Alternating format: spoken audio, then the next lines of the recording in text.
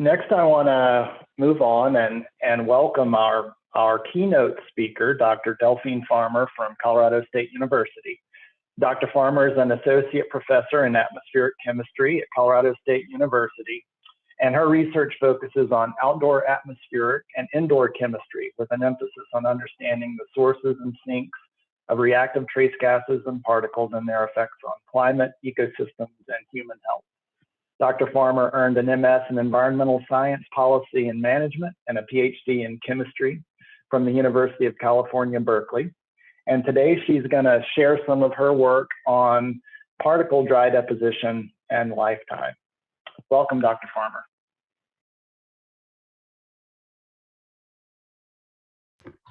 There we go. So hopefully my screen's in the full screen mode and you can hear me. Yes. Okay. Well, thank you so much.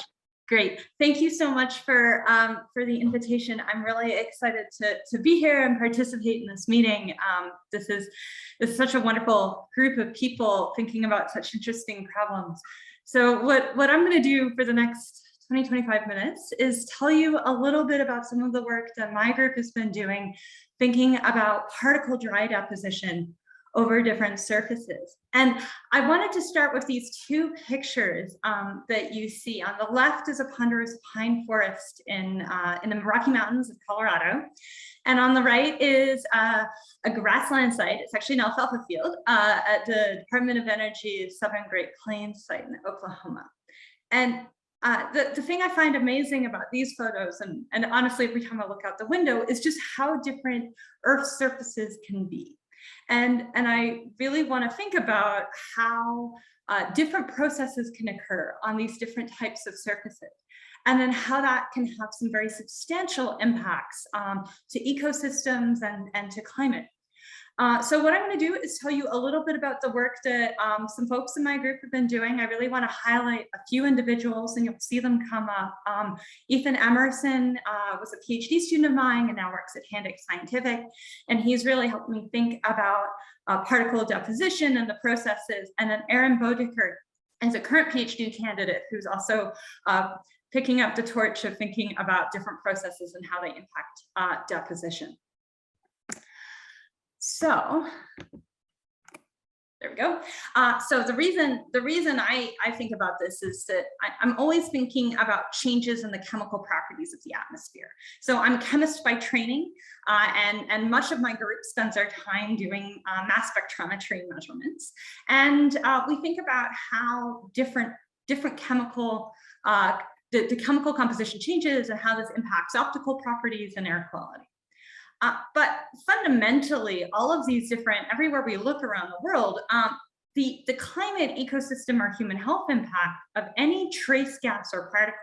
So any of the things that are changing the air quality in Denver in the picture on the left, the wildfire smoke on the picture of the right, all of those effects depend on the concentration of those trace gases and particles. And that is a combination of both the sources and the sinks. And in my community, the atmospheric chemistry community, we spend a lot of time thinking about sources and very little time thinking about sinks. And that's one of the reasons I'm excited to be here at this meeting, is because this is one of the few groups that really thinks about sinks of trace gases and particles. And so if we just think about particles for a moment, and actually for the rest of this talk, we can think about all the different sources, whether it's marine sources or urban emissions or wildfire smoke or chemistry in the atmosphere, can create a lot of particles. And then those particles, when they get transported, they then deposit. So we spend a lot of time thinking about wet deposition, which is clearly really important. But there's also the process of dry deposition to different surfaces. And so the way I like to think about it is that Shakespeare knew an awful lot about particle deposition. And he would say that all the world's a stage and all the particles are merely players. They have their exits and their entrances. And I think this frames the way we can think about particles in the atmosphere quite well, because it's that exit, that loss rate, that determines the lifetime and therefore the impacts of particles in the atmosphere.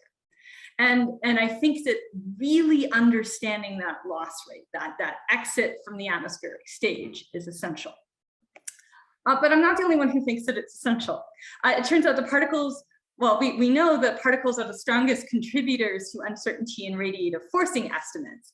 And I think everyone has their favorite IPCC report. Mine happens to be the 5th assessment report. And I love this figure because it shows that greenhouse gases have an incredible impact on the warming of the atmosphere. But we know and understand that forcing and those sources very, very well. Aerosols in the atmosphere have we think, a cooling effect, a very strong cooling effect. However, the certainty around that is very poor. And Ken Carslaw's group at Leeds in the UK has spent a lot of time thinking about what drives that uncertainty. And so there was a very nice study from one of the scientists in this group thinking about all the different contributors to cloud condensation nuclei and the uncertainty associated with that.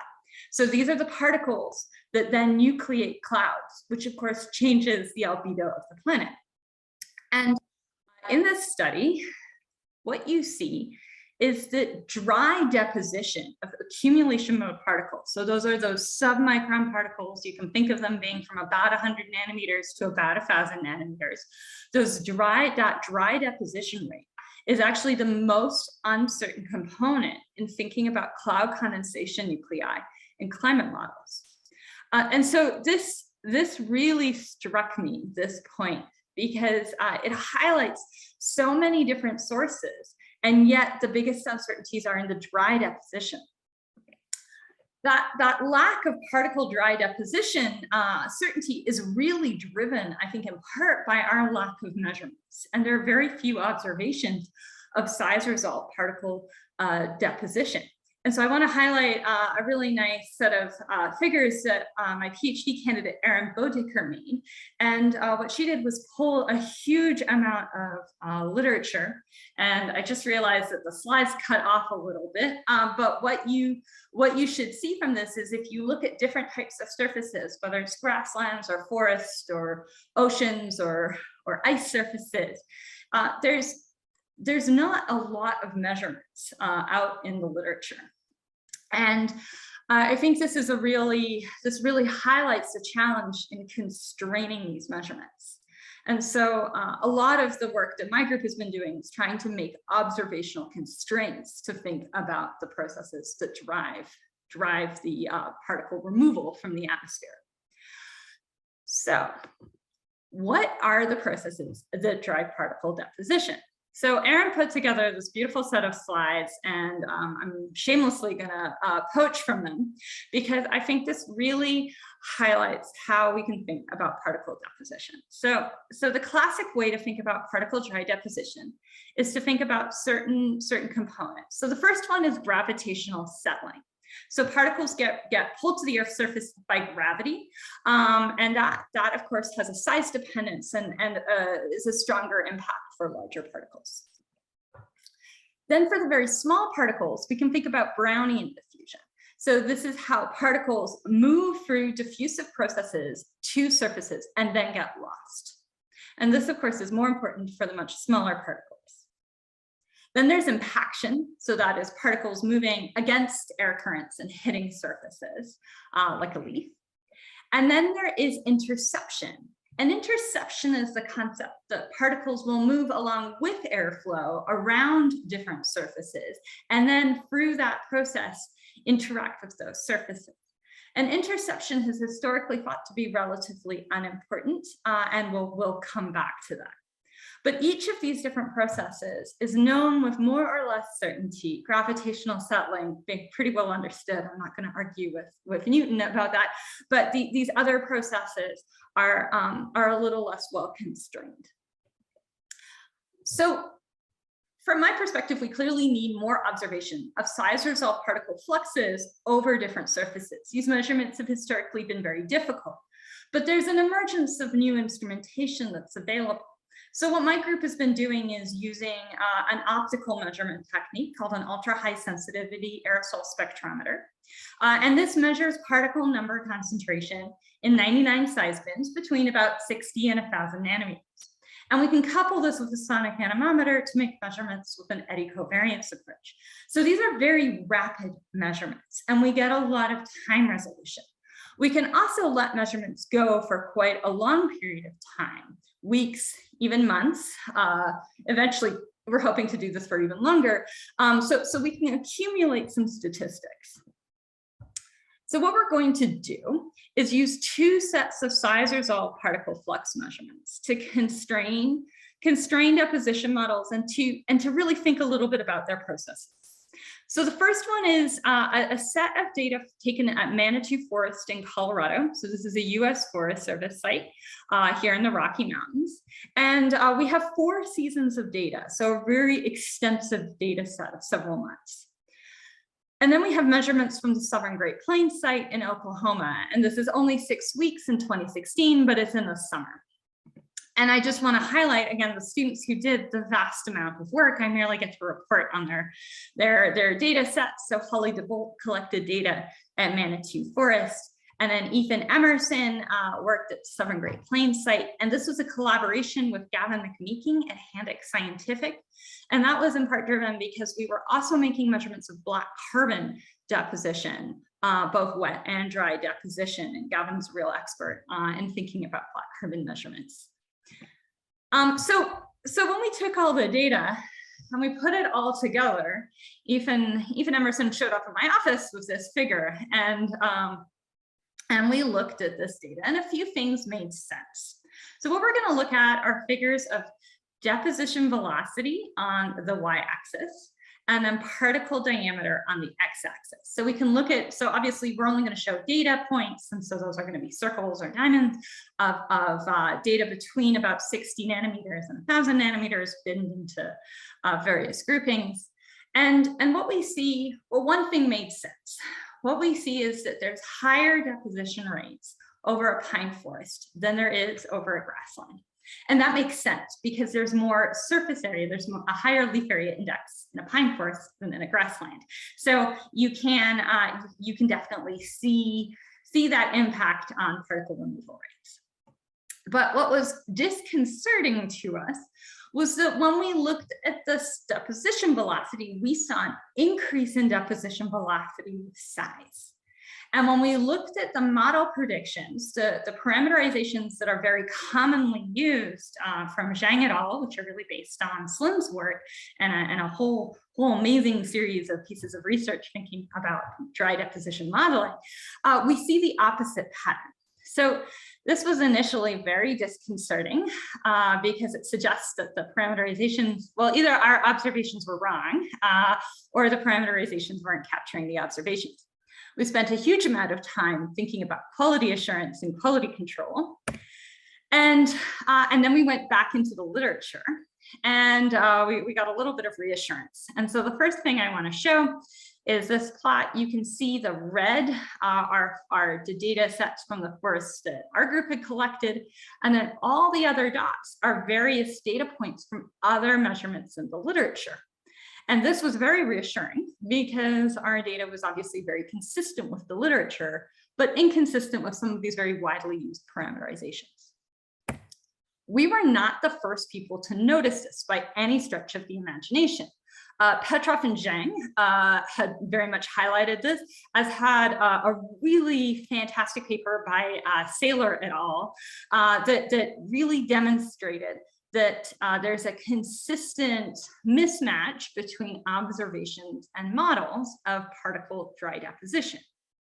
And so this got us thinking, well, all right, so maybe our measurements are consistent with other measurements, but what does this mean for modeling? What does this mean for the parameterizations? And more importantly, what are the processes that are behind this? So what we wanted to do was use our quite extensive data set under an array of turbulence conditions to think about developing a simple parameterization for global models.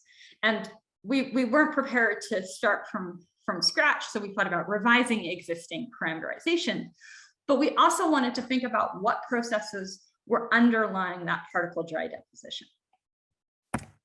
So I'm going to skip over a year or so of Ethan Emerson's life and an awful lot of literature reading and an awful lot of thinking about particle physics and get to the highlight. And that highlight is that our observations suggests two things. On the left, you have this more widely used traditional parameterization, and you can see those effects of Brownian diffusion in blue, that gravitational settling. Again, we're not going to argue with that one. That one's in yellow. And then you see impaction, remember particles hitting surfaces, and interception, that's particles going around surfaces, collectors, we could say. You can see those different processes. When we used all of our data to start thinking about these different processes, we came to the conclusion that two things were happening. One is that Brownian diffusion was being overestimated. This isn't to say that we don't understand how diffusion works. It means that the efficiency by which diffusion of small particles actually removes those particles to surfaces, that was being overestimated. The other thing that we found was that we think that interception was very much being underestimated. And this actually makes sense if you go back into the data sets that were available up till the early 2000s. And that was mostly over grasslands or very flat surfaces. So places where the terrain was very simple and quite flat, as opposed to having lots of forests with trees sticking up that provided huge amounts of collectors with a lot of complexity for air movement. So what we find, and what is very consistent with the data in the literature, is that interception, so that process by which air flows around complex collectors and the particles are removed, that was being underestimated. So what we did was take the existing parameterizations that were very, very widely used and suggested modifications to the efficiency of these different processes of Brownian diffusion and interception. And then what we can do is put those into a model and compare them to what the data say. So we have this revised parameterization. So our revision is in purple and the standard parameterization is in green. And again, all of these figures are going to have that deposition velocity on the y-axis, particle size on the x-axis. So if we just look at needle leaf forests, and so for example, our site at Manitou Forest in Colorado, and you can see those data points in red, what we can see is that all the literature values in black and our data in red are very consistent. And you can see that the revised model, now that we've dialed down in Brownian diffusion and up interception, we can see that we actually captured the data quite well. And we think with substantially less uncertainty, which is of course important if you're thinking about contributions of uncertainty to particle lifetimes and concentrations. So a few things should be apparent from here. One is that we see a shift in the minimum. So smaller particles have a smaller deposition velocity. So you can think of it as they have a lower exit rate. So they have more stage time in the atmosphere. Larger particles, so if you start looking over about a micron, you see that those larger particles have a much larger deposition velocity than was initially anticipated. So that means their exit rate is faster. They have less stage time in the atmosphere. All right, we can do the same activity. We didn't change anything about the grassland model other than our revisions to that efficiency of Brownian diffusion and interception to change some of the terms in there. But when we just apply the land use shift, so really accounting for leaf area index and complexity, what we see is, again, our data in red, data from the literature for similar sites black, we see that the revision actually captures the data quite well and is quite consistent. We didn't make measurements in other land types, but other people have.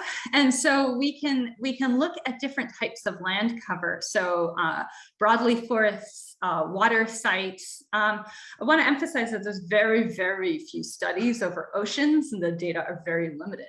But what we see, again, is a strong consistency between the data and this revised parameterization, suggesting that the shift in interception and thinking about Brownian diffusion really holds.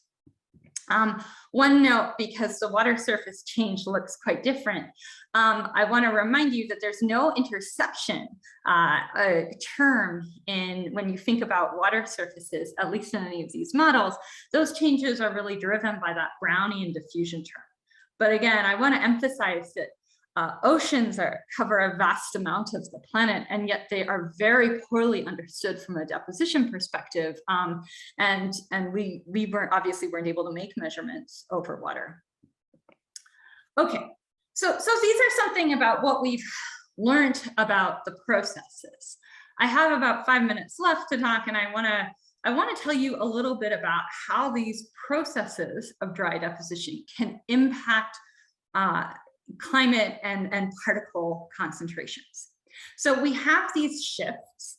And so you can, if we just think about our needle leaf forest, remember that on the small particles, we see a decrease in exit rate, so more stage time, larger particles, an increase.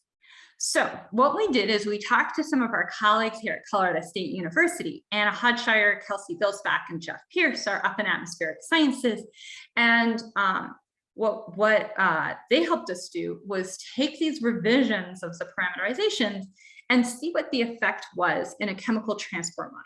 So they used geochem, and what all we did was look at the difference in geochem runs between the original deposition modules and then our revised deposition modules. So if we look at small particles across the board, you see that because those small particles exit the stage at slower rates, there are now more of them, right? So we see quite a dramatic increase in particle concentrations for small particles, merely by changing deposition terms.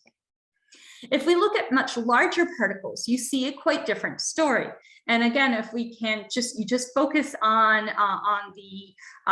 the continents, think about the land surfaces, because ocean surfaces, of course, without that interception term, behave a little bit differently. But if you think about those surfaces, you see that because those larger particles exit the stage faster, there are fewer of them. So now we've really shifted how we model those size distributions and how we model those concentrations. So this made us realize that there had to be effects, and whether those effects were significant to radiative forcing estimates or not was an interesting question. So given the time, I'm just going to give you one example of how this affects modeling of radiative effects. So current models measure what we call the aerosol indirect effect. And so I like to think of this in terms of solar radiation. We'll hit a nice white cloud, right, which is made up of cloud droplets, which are really water condensed on aerosol particles. And so the light will reflect off of that cloud and change the albedo of the planet.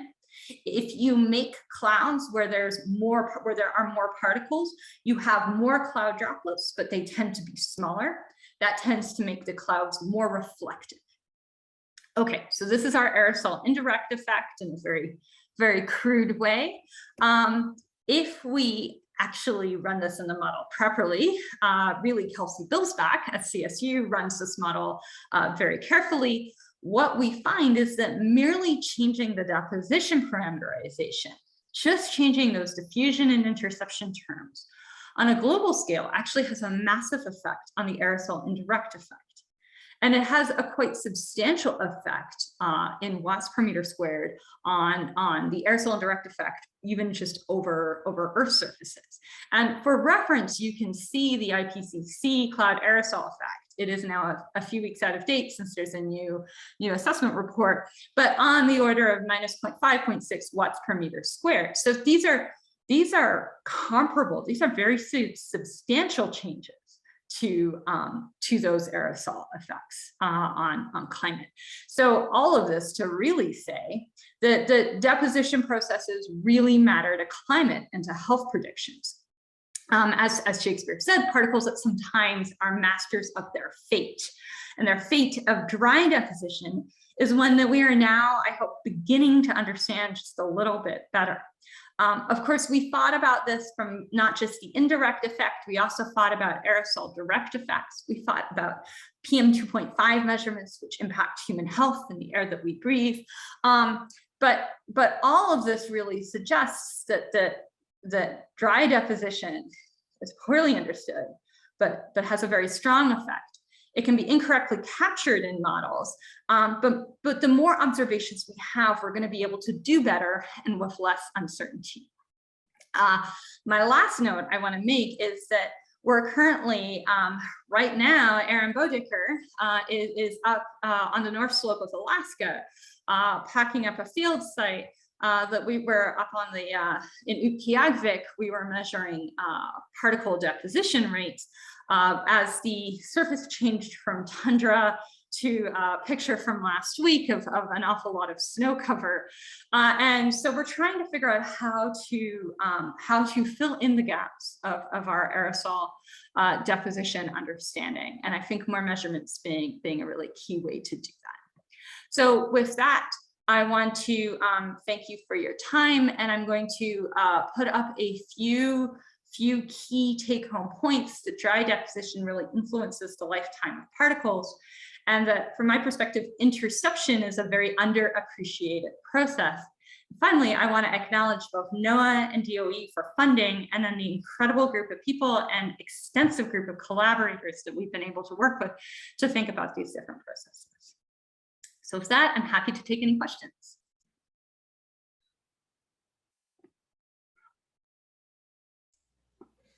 Excellent presentation, Delphine. We have some time now for questions and discussion. Does anybody have a question?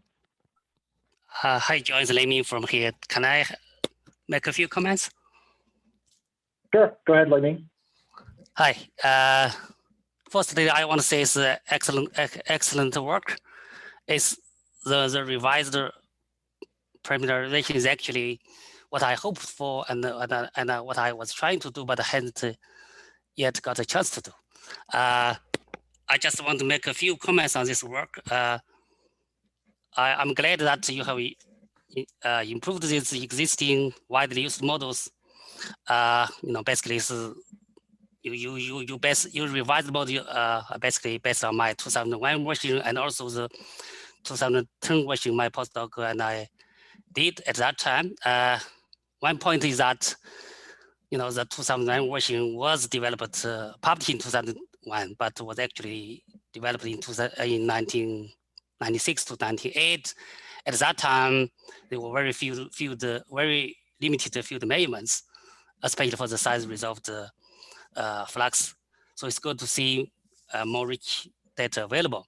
And in 2016 review paper I published, I actually pointed out this curve was not very reasonable, especially for small particles, because it shifts the minimum VD from the small particles to submicron particles, and now you fixed that. The last point, which is the most concern I have, is that even though the 2009 model I published probably does not provide a very reasonable shape for small particles, the bulk VD. When I say bulk VD, I meant the integrated VD. If you integrate the size distribution of PM 2.5, you get a bulk VD.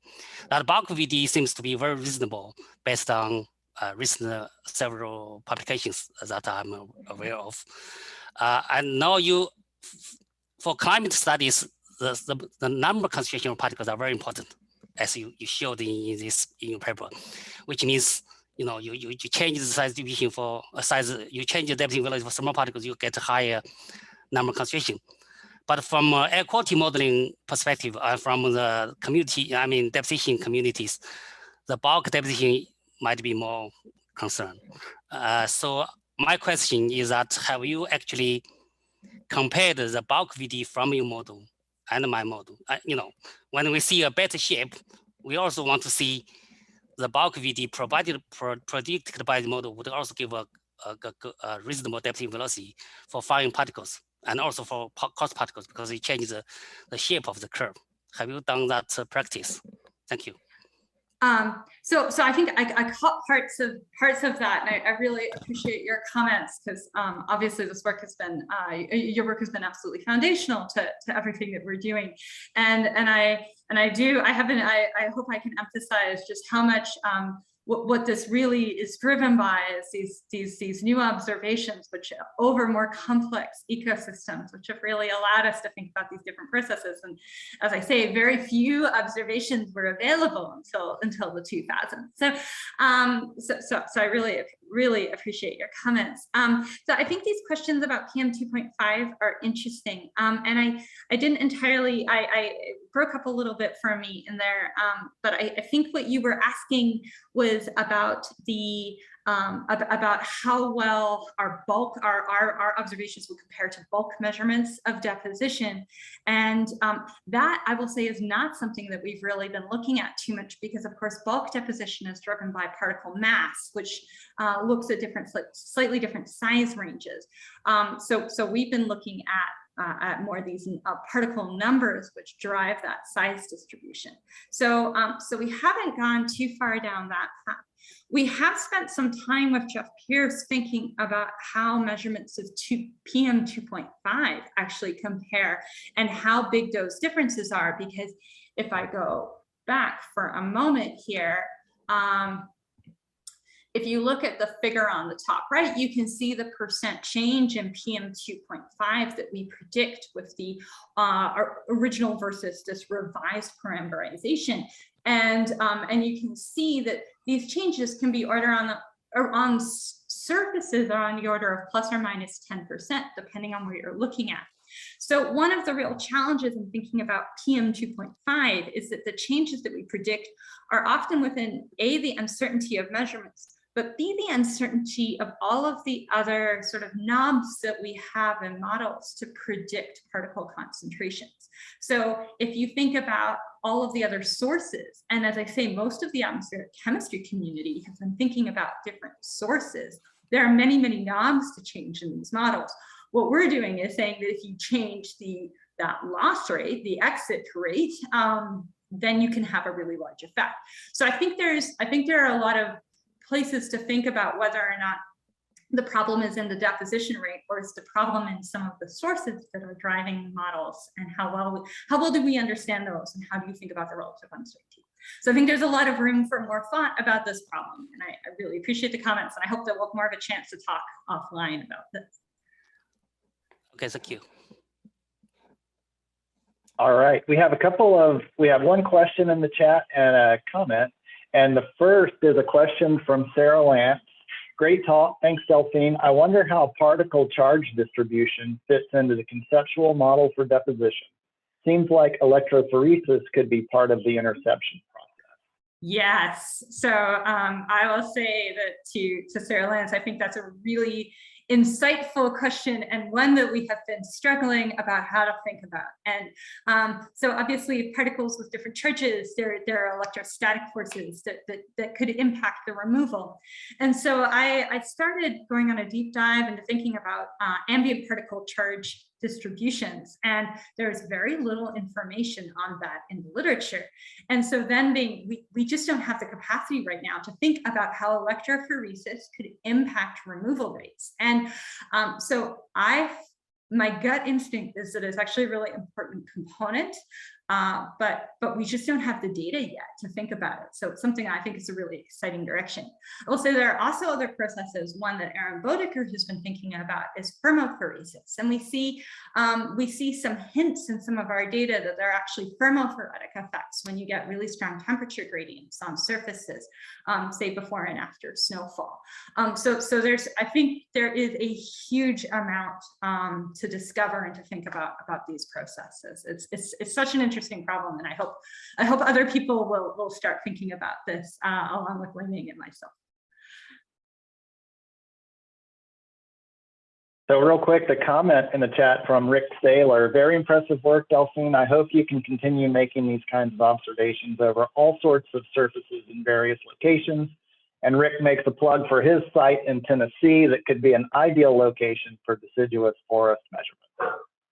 That is fantastic, and I will be in touch because I'm currently writing a proposal about where to make some measurements next. So, so yes, I will be in touch. And if anybody else has sites that you think would be exciting, please come and talk to me. We're thinking about we've been working with Handix to think about some new optical particle sensors that would be much lower cost and perhaps a little more crude than our fancy instrumentation, but should provide some additional capacity to make measurements. Great. I'll make a plug for our site at Duke Forest. Ryan Fulgham, who you know, Delphine, Yes. and I are making flux measurements over grass there and hope to move to the deciduous forest next year sometime. Well, that would be absolutely fantastic. You have an incredible We're right team. up against the we're right at 11:15, but I'll ask for maybe one more question if anyone has one. Sure, I have one. It's Rich Grant. Great talk. Really enjoyed it. I'm not an oceanographer, but I don't really think of the ocean as being flat at all. Have you, when you did the modeling for the ocean, 70% of the Earth, it would seem like a little bit of an error on that part of the model could throw everything off. Yes.